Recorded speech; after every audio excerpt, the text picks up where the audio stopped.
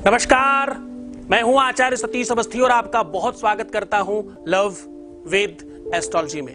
Love with astrology आपके अपने जीवन को श्रेष्ठतम व्यवस्थाओं से ओतप्रोत करती है। लव विद एस्ट्रोलॉजी आपके लव, आपके रिलेशनशिप, आपके प्यार में, आपके दाम्पतिक जीवन में, पारिवारिक जीवन में, शादीशुदा जीवन में, आपकी निजी लाइफ में पूरी तरह से आपको सफलता प्रदान करने का साधन है। यहां रोज हम गीता, शास्त्र, पुराण, उपनिषदों का सार आपके सामने परोसते हैं और आपको रूबरू कराते हैं उन व्यवस्थाओं से जिससे आपके जीवन में प्यार भर सके। रोज 4 बजे हम आपके सामने एक नया रिसर्च लेकर के आते हैं और इस रिसर्च से पिछले 20 सालों में 20 से अधिक लाख लोग धन्यवाद कर चुके हैं। चाहे वो रजनीकांत के सुपुत्र धनुष हो, चाहे अमिताभ बच्चन के सुपुत्र अभिषेक बच्चन जी हो, ऐसे बहुत बड़ी संख्या में लोग धन्यवाद कर चुके हैं। इस व्यवस्था में सिर्फ और सिर्फ प्रेम पर काम किया जाता है। मैं भी पिछले दिनों एक वीडियो से रूबरू हुआ। उस वीडियो में कोई मोहतरमा है, एक्ट्रेस है, वैसे वो कुछ फिल्मों में भी उनको देखा गया है। वो किसी स्टेज प्रोग्राम में कह रही हैं कि मैं किसी को प्रेम करती थी, प्रेम करते करते इस कदर किसी को प्रेम कर बैठी और उसके दूर जाने पर पता नहीं किन किन लोगों के चक्कर में पड़ गई और मुझे वो सब में करने लग गई जिसका कोई मतलब नहीं था। यानी उनका इशारा था कि किसी तंत्र मंत्र वालों के चक्कर में पड़ गई और उससे मुझे कुछ भी हासिल नहीं हुआ। जब मैं बैक हो करके वापस मैंने देखा तो मुझे लगा मैंने क्या ही कर दिया है। मुझे लगा कि काश इनको किसी ने लव विद एस्ट्रोलॉजी का एड्रेस दिया होता तो इनका ये स्टेटस चेंज हो जाता। काश इनको किसी ने ये बताया होता कि विश्व में एक और स्थान है, एक और जगह है जहां पर एक बार आप जाकर के तो देखिए, वहां पर अभिमान और स्वाभिमान भगवान शिव के चरणों में चढ़ाया जाता है। भगवत कृपा से वहां हर व्यक्ति के जीवन में प्यार कंप्लीट कूट कर भरा जाता है। जिस प्रकार से गानों में, फिल्मों में आपको कूट के प्रेम दिखाया जाता है, आपको पता है पूरे के पूरे विश्व में आज तक किसी ने कोशिश नहीं की बिना प्यार के एक फिल्म को दिखाने में। किसी ने कोशिश नहीं की, और कोशिश की भी तो एक ऐसा अजूबा लेकर के आए जो आश्चर्यजनक था। लड़की कुश्ती लड़ेगी, हाँ, किसी कुश्ती वाली लड़की से प्रेम हो गया।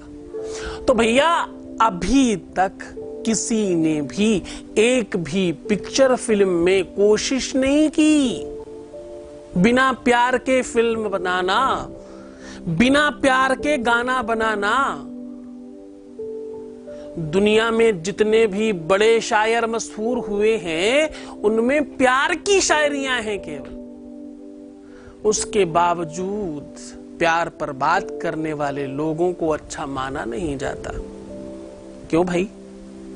शायद इसलिए कि इस क्षेत्र में कभी कोई विज्ञ, साक्षर, विद्वान, जानकार आया नहीं। मुझे किसी ने पूछा कि आपने कथाओं को छोड़कर, प्रवचन को छोड़कर, बड़े बड़े सत्संगों को छोड़कर, आस्था जैसे बड़े प्लेटफॉर्म पर आप दसियों हजार लोगों को उद्बोधन दे रहे थे, अचानक छोड़कर आपको यह क्या सूझा कि आप लव गुरु बन गए? या मैं लव गुरु तो हूं ही नहीं, मैं तो सिर्फ आपको रास्ता दिखा रहा हूं प्रेम में, इसलिए क्योंकि मुझे लगता है इसके अलावा दुनिया में कुछ है ही नहीं। अगर सगे भाइयों में प्रेम हो तो वो भरत और राम की तरह लड़ रहे होंगे संपत्ति देने के लिए, ना कि लेने के लिए। आज उल्टी लड़ाई है। आज संपत्ति लेने के लिए विवाद है, देने के लिए कोई विवाद नहीं है। आज संपत्ति लेने पर विवाद है, देने पर कोई विवाद नहीं कर रहा है। हर कोई ये चाहता है कि हम ये सब ले लें। क्यों? क्योंकि प्रेम नहीं है ना आपस में। प्रेम के अभाव में झगड़ों का प्रभाव अधिक है। आज मैं कह रहा हूं प्रेम में झगड़े कैसे समाप्त किए जाएं। आज मैं कह रहा हूं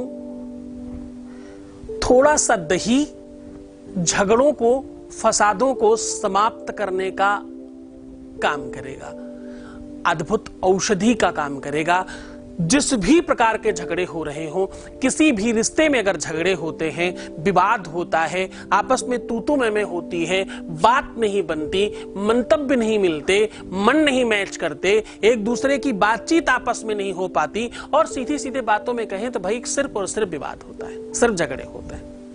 वो रिश्ता कोई भी हो, ये रिश्ता तुम्हारे माँ बाप का हो सकता है, तुम्हारे भाई बहनों का हो सकता है, तुम्हारे बाकी रिलेशंस में बहुत लोग हैं, तुम्हारी दीदी जीजा हो सकते हैं, तुम्हारे अपने साले सरहेज हो सकते हैं, कोई भी हो सकता है, आपके अपने आसपास या आप स्वयं भी हो सकते हो।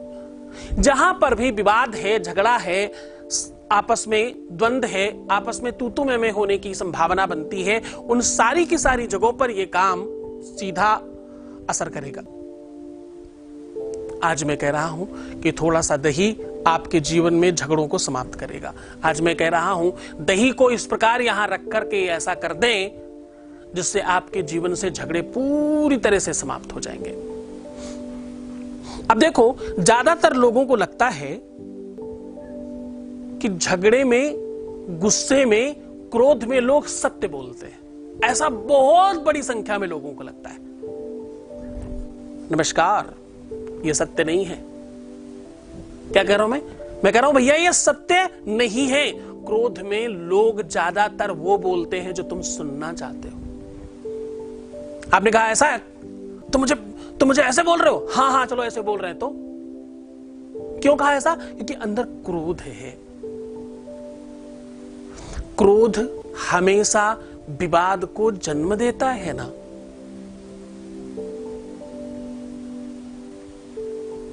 क्रोध वो राक्षस है जो बड़े बड़े संबंधों को जलाकर राख कर देता है। प्रेम को प्रेम खींच सकता है, प्रेम को क्रोध कभी खींच नहीं सकता। क्रोध, ईगो आपके रिश्तों को बर्बाद करने का साधन है। वो उस चिता का नाम है, क्रोध उस चिता का नाम है जिसमें रिश्ते जलकर खाक हो जाते हैं, जल जाते हैं। क्रोध में जिनको भी लगता है कि सामने वाला सत्य बोलेगा, बिल्कुल गलत है। गुस्से में बहुत बार मां बाप बच्चों को कहते हैं जाओ मर जाओ, मर क्यों नहीं जाते तुम कहीं जाकर, पर यह सत्य नहीं है।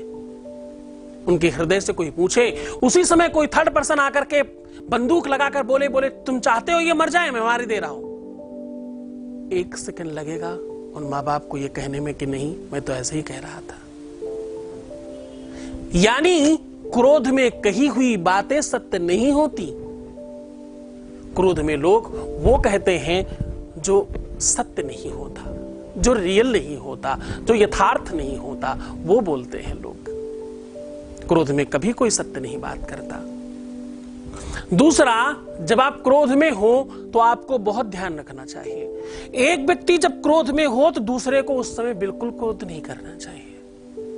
सिर्फ अगर इतनी सी बात हम फॉलो कर लें तो कभी भी बात नहीं होगा। और हां, जब अधिक क्रोध आए तो हमें क्या सोचना चाहिए? हमें सोचना चाहिए कि जो भी कुछ करना है 1 घंटे बाद करूंगा। 1 घंटे बाद आपका क्रोध शांत हो चुका होगा, आपसे फिर कुछ नहीं हो पाएगा। जब भी क्रोध आए तो आप उसको टाल करके कल पर ले जाने की कोशिश करो, तुरंत नहीं, तो विवाद नहीं होगा। दूसरा, यह शरीर बहुत नश्वर है, किसी को नहीं पता कि कल क्या होगा। कौन कल होगा कौन नहीं होगा इसका कोई पता नहीं है, तो क्रोध किस बात पर करना। प्रेम करो ना। जो भी समय शेष बचा है तुम्हारे पास, क्या पता कितना बचा है, उसमें प्रेम करो एक दूसरे को। जितना हो सके प्रेम बांट कर जाओ, क्योंकि तुम्हारे जिंदा रहने पर तुम्हारे आसपास लोग हैं ये महत्वपूर्ण नहीं है। जब तुम 4 कंधों पे जा रहे हो, तुम्हारे आसपास लोग खड़े हो, उस समय तुम्हारी पहचान होगी।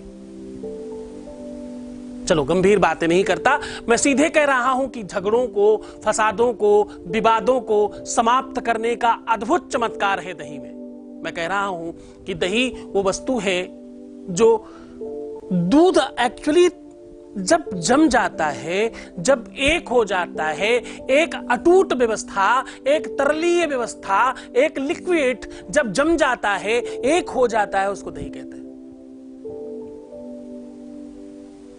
झगड़ा लिक्विड है, प्रेम बंधने का नाम है। दूध से दही बंध जाने का नाम है। जब दूध बंध जाता है तो उसे दही कहते हैं। इसके प्रभाव से इसको चढ़ाया ही केवल इसलिए जाता है। भगवान शिव के ऊपर दही चढ़ाने से आपके घर में अटूटता आती है, धन की वृद्धि होती है, रोग समाप्त होते हैं, चिंता समाप्त होती है, मानसिक द्वंद्व समाप्त होते हैं, एंजाइटी समाप्त हो जाती है, अंदर के खराब विचार समाप्त हो जाते हैं, बुरी भावनाएं समाप्त हो जाती हैं, दूसरों के प्रति आशंकाएं समाप्त हो जाती हैं। अनेकों ऐसी मानसिक बीमारियां हैं जिनका कोई इलाज नहीं, वो दही भगवान शिव पर चढ़ाने से ठीक हो जाती।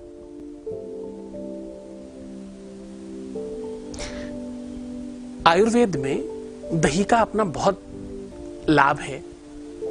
आपको सर में शैम्पू की तरह लगाना हो या नींबू डाल करके फेस वॉश करना हो, ऐसे कितनी ही चीजें हैं जो आप दही से कर सकते हो। आयुर्वेद में दही निरंतर सेवन करने वाले व्यक्ति का उदर खराब नहीं होता, पेट की बीमारियां नहीं होती जल्दी।